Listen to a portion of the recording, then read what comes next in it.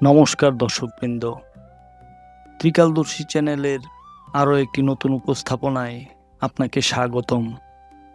আমাদের আজকের বিষয় হলো রাগ বা ক্রোধ। এটি এমন একটি অনুভূতি যা মানুষের বাস্তব অস্তিত্ব এবং চিন্তা ভাবনা করার ক্ষমতা ধ্বংস করে দেয়। বর্তমান সময়ে এটি একটি অত্যন্ত গুরুতর বিষয়, যা আজ আমরা আপনাদের সামনে উপস্থাপন করব। ভিডিওটি শেয়ার করুন এবং চ্যানেলটি অবশ্যই সাবস্ক্রাইব করুন। আর বেশি সময় না নিয়ে শুরু করা যাক। রাগ বা ক্রোধ মানে এমন এক আবেগ যা হৃদয়ে রক্তের গতি বাড়িয়ে দেয়, মন উত্তেজিত হয়ে ওঠে এবং মানুষ যে কোনো কিছু করতে উদ্যত হতে পারে। এমন অবস্থাকেই ক্রোধ বলে। ক্রোধ হলো তাই যা অনুশোচনায় গিয়ে শেষ হয়, কিন্তু এর সূচনা হয় মূর্খতা দিয়ে। রাগ হলো অদৃশ্য এক চিতাগ্নি যা আপনাকে ভেতরে ভেতরে চালিয়ে ছাই করে দিবে। রাগ ফোটানো জলের মতো, কারণ একজন ক্ষুব্ধ ব্যক্তি ফুটন্ত জলে নিজের প্রতিবিম্ব দেখতে পায় না। ক্রোধ এবং ক্রোধ থেকে উৎপন্ন ঘটনা এই দুটি আলাদা বিষয়। এর একটি স্পষ্ট উদাহরণ হতে পারে প্রেসার কুকার। ক্রোধ থেকে উৎপন্ন ঘটনাটি কুকারের সিটির সমান, আর কুকারের নিচে জ্বলতে থাকা আগুনটি হলো ক্রোধ। যখন ক্রোধ বাড়ে তখন চাপ তৈরি হয় এবং সিটি বেজে ওঠে। একইভাবে রাগ যখন সীমা ছাড়িয়ে যায় তখন তা নিয়ন্ত্রণ করা অত্যন্ত প্রয়োজনীয় হয়ে পড়ে।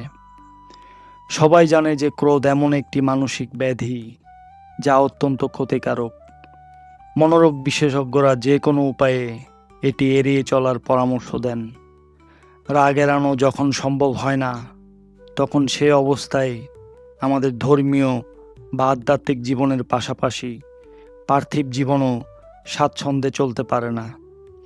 রাগকে জয় করার সবচেয়ে প্রভাবশালী উপায় হল আত্ম উপলব্ধি। রাগ এমন একটি অনুভূতি যা আমরা নিয়ন্ত্রণ করতে পারি, পুরোপুরি না হলেও অন্তত কিছুটা সীমা পর্যন্ত। ক্রোধের একটি বিখ্যাত উদাহরণ রামায়ণ থেকেও নেওয়া যেতে পারে। রাবণ পণ্ডিতদের চেয়েও পণ্ডিত ছিল এবং তার 10টি মাথাও ছিল। তা সত্ত্বেও রাবণের অহংকার, তার মানবতা এবং সেই সাথে তার সমস্ত সদ্গুণকে ধ্বংস করে দিয়েছিল।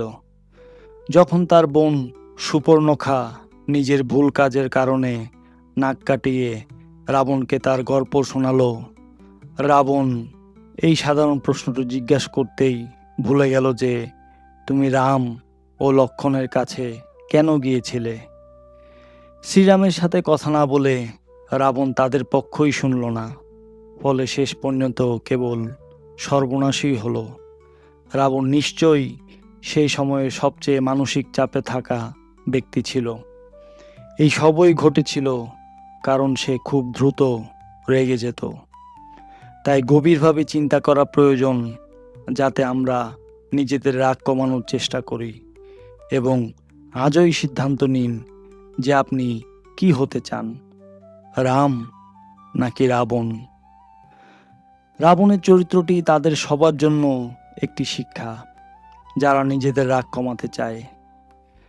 রাগ নিয়ন্ত্রণ করা একটি ধারাবাহিক প্রক্রিয়া। আপনি যদি 10 মিনিট রেগে থাকেন, তবে আপনি 600 সেকেন্ডের আনন্দ হারিয়ে ফেলছেন। আমরা তখনই রেগে যাই যখন আমাদের সামনে অনেক সমস্যা আসে, আর ফলস্বরূপ আমরা মানসিক চাপে পড়ে যাই।